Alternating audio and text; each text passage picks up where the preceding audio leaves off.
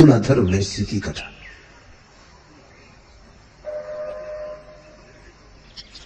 जाजली उस तपस्वी का नाम है। उसने इतनी घनघोर तपस्या की कि शरीर को उसने वृक्ष की तरह सुखा दिया, जैसे सूखी ठूंठ हो। हिलता नहीं था। वो ऐसा अडिग खड़ा रहता था कि कहते हैं घोंसलों ने उसकी जटा में, पक्षियों ने घोंसले बना लिए उसकी जटा में, अंडे रख दिए। अंडे बड़े हो गए, अंडे फूट गए, बच्चे हो गए। पक्षी जब उड़ गए तभी जाजली वहां से हटा, सोच के कि बच्चों को तकलीफ होगी, अंडे हैं गिर न जाएं। वो खड़ा ही रहा, हिला डुला भी नहीं, भीख मांगने भी ना गया, महीनों भूखों रहा। लेकिन जब बच्चे आकाश में उड़ गए तब वो हिला। पर उस दिन उसे बड़ा गौरव और बड़े गर्व का भाव पैदा हुआ कि मुझ जैसा तपस्वी कौन, मुझ जैसा अहिंसक कौन। एक अकड़ पैदा हुई। जब उसके भीतर यह अहंकार का भाव उठता था तब उसने एक आवाज सुनी एकांत जंगल में कि कोई हंस रहा है।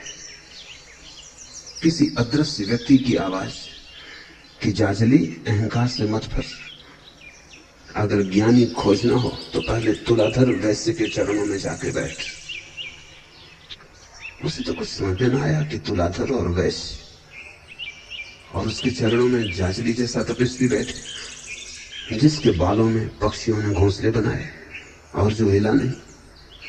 ऐसी जिसकी अहिंसा है और ऐसी जिसकी दया और करुणा है। मगर देखना तो पड़ेगा ही जाके कि कौन है तुलाधर वैश्य।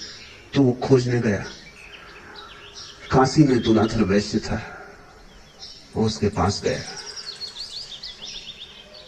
उसे तो भरोसा ही ना आया। वो एक साधारण दुकानदार था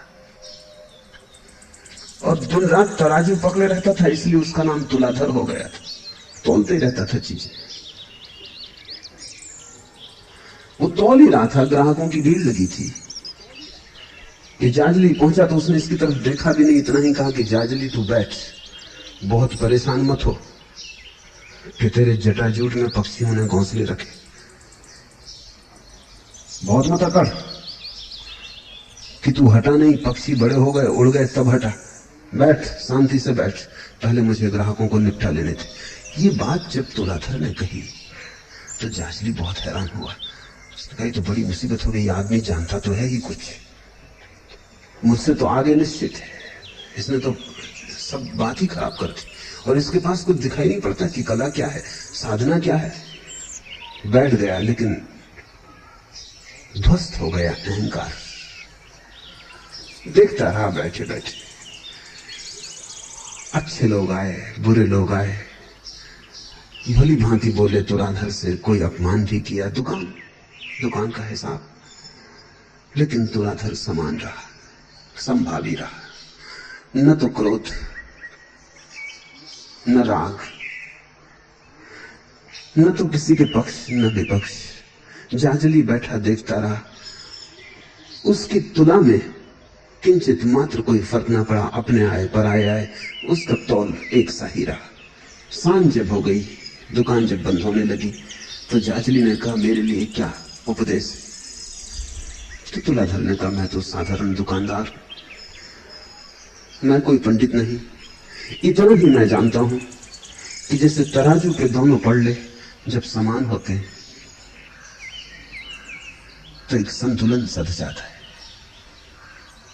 ऐसे ही जब मन के दोनों ही पक्ष, क्रोध का, अक्रोध का, प्रेम का, घृणा का, राग का, द्वेष का समतुल हो जाते और भीतर का तराजू सध जाता है, उसी क्षण, बस उसी क्षण समाधि घट जाती। मैं तो तराजू को साधते साधते खुद भी सध गया और ज्यादा मैंने कुछ किया नहीं।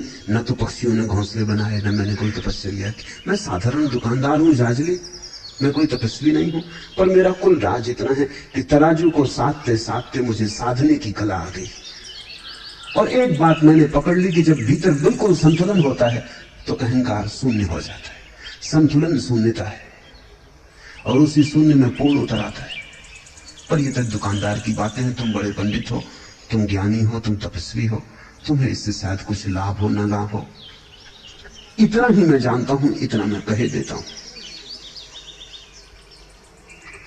जंगल में रहो और अहंकार पकड़ जाए तो फेंक दिए गए संसार में। संसार में रहो और तराजू समतुल हो जाए, हिमालय उपलब्ध हो गया बाजार में। प्रश्न नहीं है कि तुम कहां जाते हो, क्या करते हो, प्रश्न यह है कि तुम क्या हो। तो जब मैं कहता हूं कि परमात्मा के मार्ग पर सब स्वीकार है, घर गृहस्थी परिवार, तब तुम ध्यान रखना हिमालय, एकांत, निर्जन, सन्यास, वह भी स्वीकार है। अस्वीकार कुछ है ही नहीं। जीवन को तरल बनाओ और तुम्हारे जीवन की धारा जिस तरह बहती हो, जहां बहने में तुम्हें सुख और रस उपलब्ध होता हो, वहीं बहे चले जाओ। रस कसौटी है।